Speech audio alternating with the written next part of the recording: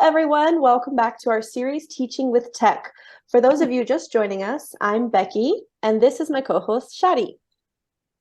Let's welcome today's special guest, Sue. Sue has an impressive background in travel and hospitality management, but has little experience with educational technology. In today's episode, we will help her better understand the fundamental concepts that she needs to be prepared for her doctorate program in educational technology. I'm so excited to be here. Thank you for having me. All right, Sue, let's jump right in. Educational technology is the study and ethical practice of facilitating learning and improving performance by creating, using, and managing appropriate technological processes and resources. We will explain these different components in this episode by relating them to a topic you're more familiar with, the process of cooking. All right, if it's about food, it can't be that hard. Okay, so imagine you're going to prepare breakfast. Before you can begin cooking, you must start by considering the ingredients and the tools you need, right? Right. Not so fast. Are you missing something even more important that you should consider first? Ingredients, maybe a recipe?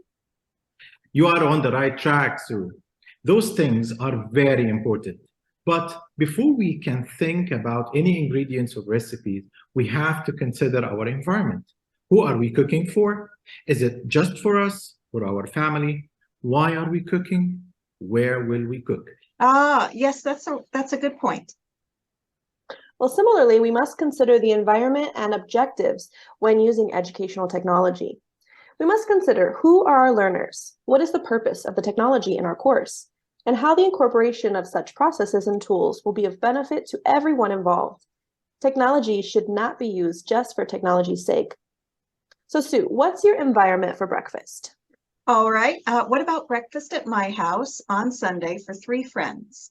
Okay, fantastic. So you have your environment set, you have your guests. So now what's next? I start looking at recipes, or am I jumping ahead again? Sue, I want you to imagine a breakfast. What does it mean to you? Yes, maybe pancakes or eggs Benedict. Oh, with some hot pepper jelly on toasted English muffins and thick sliced rounds of Canadian bacon served with French press coffee and... Whoa, wait a second. I have no idea what half of that is. Well, Shady, can you describe what breakfast means for you? Well, my family is multicultural, so we usually have Egyptian breakfast like beans, falafel, some Lebanese breakfast as well, like labna. What about you, Becky? Well, my family is also multicultural. Sometimes we have Peruvian breakfast like tamales, or a Japanese breakfast like rice, miso soup, or American breakfast like eggs and toast. Of course, so breakfast is different for everyone. Exactly. And just as the specific context is crucial in cooking and determines the direction of the dish completely, the design of educational technology depends on the specific context. Education is essentially someone teaching something to someone else in some context. And more specifically, teaching with technology is an act of understanding how knowledge and technology, pedagogy, and content interact with one another as teachers make instructional decisions. Right. So are my learners at home? Are they in person? Is it online? That kind of context? Well, yes, that's part of it. However, it's a little more complex than that. We must also understand the research, theory, and practice involved in the generation of instructional materials, learning environments, and large teaching learning systems in many different settings. Whoa. Theory? Yes, theory is so important in educational technology. It is actually the recipe. Let's go back to our breakfast example. What kind of breakfast do you want to cook for us or for your friends? Okay, let's say an Egyptian breakfast, like what you described. I've never had that before and it sounded delicious. All right. What tools and ingredients do you need? How do you cook it? A successful dish is one in which the person preparing it understands exactly why and how to use and prepare each component. And even the best chefs use a recipe of some kind, whether on paper or in their mind. Absolutely. Theory will guide how you select your strategies, how you integrate them into your instruction, and it will help you predict how learners will respond to the instruction.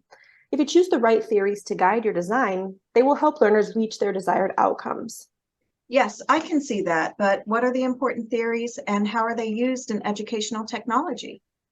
Well, Hugh et al. Tried to evaluate how different theories are used in educational technology research in 2019 and identified some of the most commonly mentioned theories, such as cognitive load theory, the technology acceptance model, cognitive theory of multimedia learning, and self-determination theory. I'm so confused.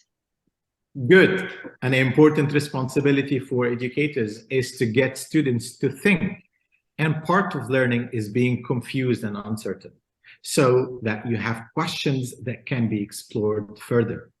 We could spend an entire series just examining a short list of theories, but for today, let's just focus on three broad categories of theories of learning from educational psychology: behaviorism, cognitivism, and constructivism.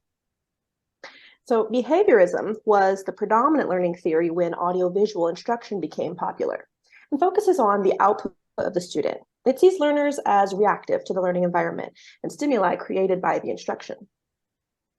Cognitivism. You got it. Cognitivism. Cognitivism, on the other hand, focuses more on how the student is processing the instruction internally. Instruction should be carefully designed to reflect the student's learning processes so that the information is integrated into memory in a way that will allow the student to retrieve it in the future for meaningful uses. And constructivism suggests that learning and memory are always works in progress that continuously are built up as an accumulation of all previous instruction, interactions, and experiences. The learner is in charge of how they understand concepts based on their own interpretations of the world around them. It's a more holistic philosophy, and yet assumes each student will have a completely subjective and unique experience and outcome from instruction. Some researchers like Simon in 2014 suggest that the internet makes cognitivism more appropriate for education technology, since the amount of information that's readily available on the internet for any given idea means that selecting, evaluating that information for relevance is crucial.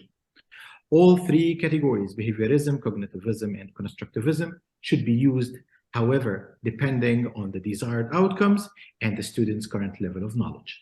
I understand now. So basically, jumping straight to implementation without considering these theories means that we're designing just from our own intuition, which is not supported by research. It would be like me just grabbing some ingredients from the kitchen without knowing what I was really trying to do.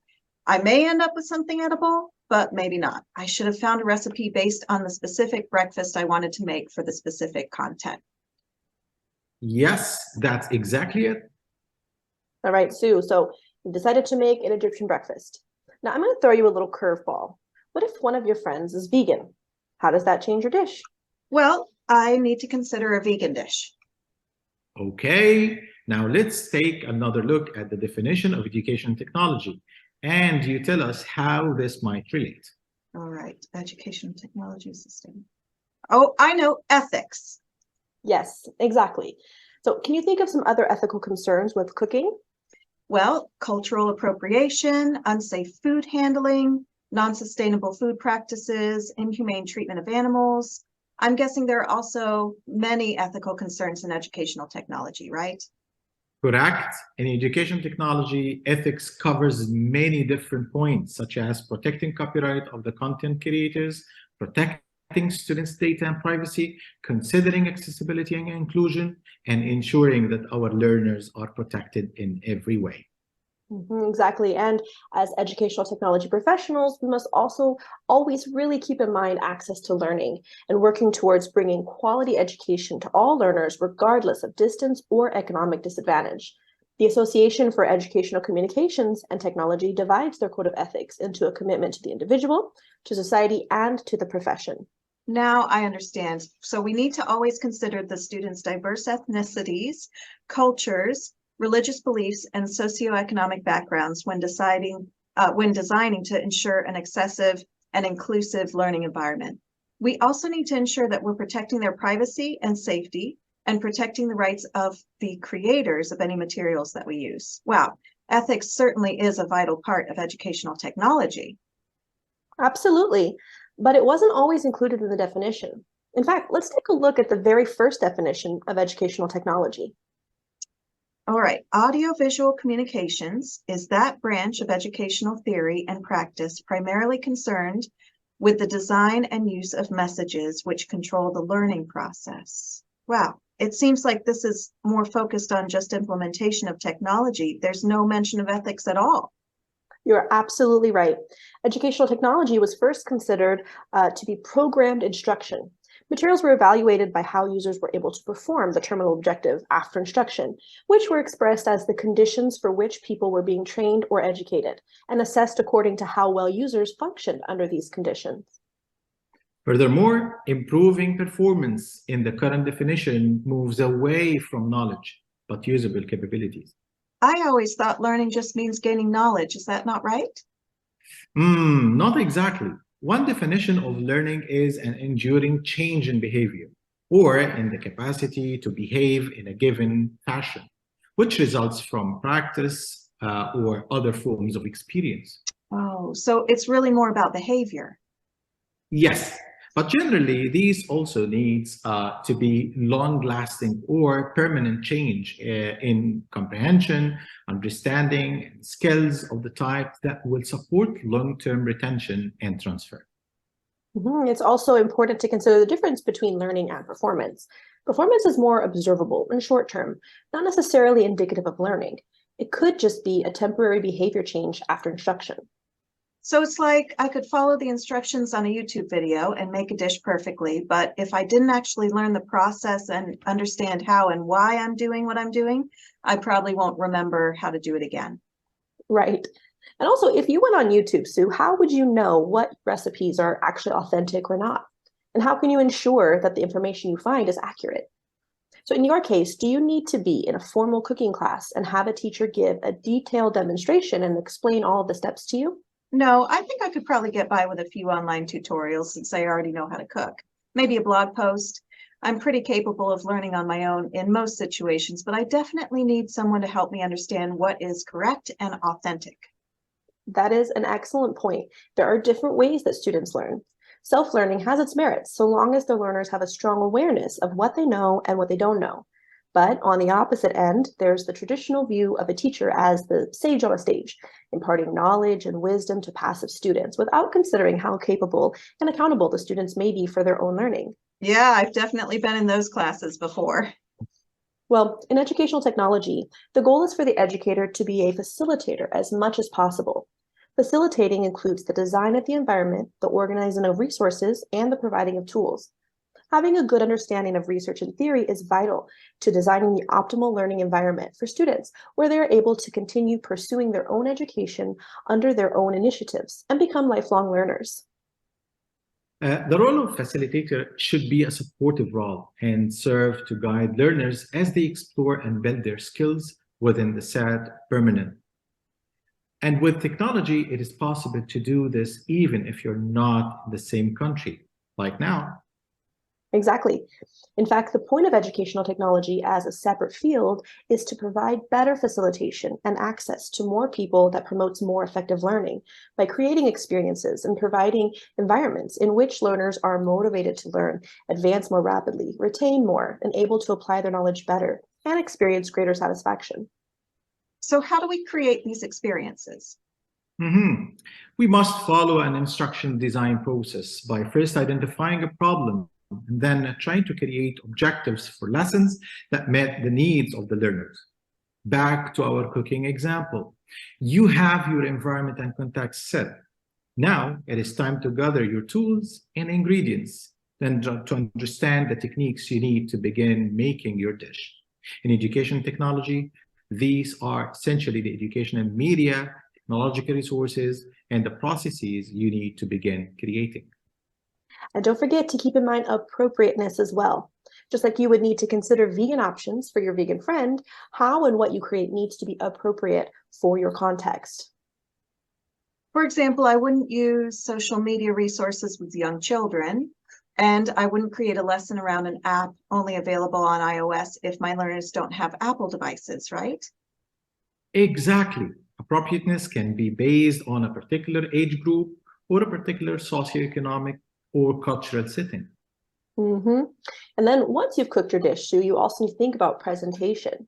It could be delicious, but if it's unappealing or difficult to eat, perhaps your guests won't be very enthused to try it. We can relate this to educational technology as well. Based on operant conditioning principles defined by Schiffman, both aesthetics and pedagogy demand that learning materials be clear, attractive, and usable. All right, Sue, you've made your dish. You can't forget evaluation and assessment. Oh no, Shady, will you be judging my breakfast? Well, in a real situation, yes, of course. A cook always has someone who will evaluate the dish, right? Whether it is a culinary instructor, your family, or even yourself. You need feedback in order to understand where you went right and where you still need to improve. So I bet you're going to say that there's many ways of assessment in educational technology as well, right? Yep. Whether it's formative or summative, it needs to ensure that the learning objectives were met and serve to inform future iterations of your design. Okay, got it. By the way, in my program, I'll be doing a lot of my own research in educational technology, which I'm really excited about. Can you help me understand exactly what research is and how we do it? Absolutely. So we have to understand a few terms. First, study is defined as continual knowledge construction and refinement through research and reflective practice, which is more specifically information gathering and analysis beyond the traditional conception of research. I can imagine the study of educational technology is rapidly evolving due to constant changes in technology, changes in learners, educators, the world around us. So how do researchers in educational technology begin? Well, research is done in order to better improve instructional design. Applied research, which is the most frequent type, focuses on application of technology in education, whereas action research is related to the implementation of an innovation and often leads to valuable lessons for other educational technology professionals. Likewise, formative and summative evaluations that don't fall under the umbrella of formal research are also valuable and help guide future iterations of the design. So I should start by looking at the research of others first, then. Exactly. You may have an idea in your mind, but by first looking at what's already been done, you can have a better idea of where and how to start. Perhaps your research will support current ideas and theories, or you might find new ways to improve upon the conclusions of others. You may even introduce your own original ideas that can open even more doors for other researchers. Basically, research is how we continue to evolve and improve the field for decades to come. Yes. All right, Sue, here's that definition of educational technology again. Does it seem more understandable now? Yes, thank you. I learned so much. I feel like I'm ready for my program now. Of course, just as we've seen today, how the definition of education technology has changed over the years. This definition will continue to be refined as new theories, education, and technologies evolves. Maybe you, as an education technology professional and scholar, will contribute to the next version of it. So, what's your biggest takeaway from today? Well, just like the perfect dish doesn't naturally happen without a lot of planning, consideration of context, and practice, as educational technology professionals, we don't produce the best quality learning experiences out of luck or intuition. Successful design and creation is an iterative process that requires extensive research, planning, evaluation, and continual adjustments. We could not have said it better, Sue. Thank you for being on our show today, and good luck in your program. Thank you. Thank you. Bye.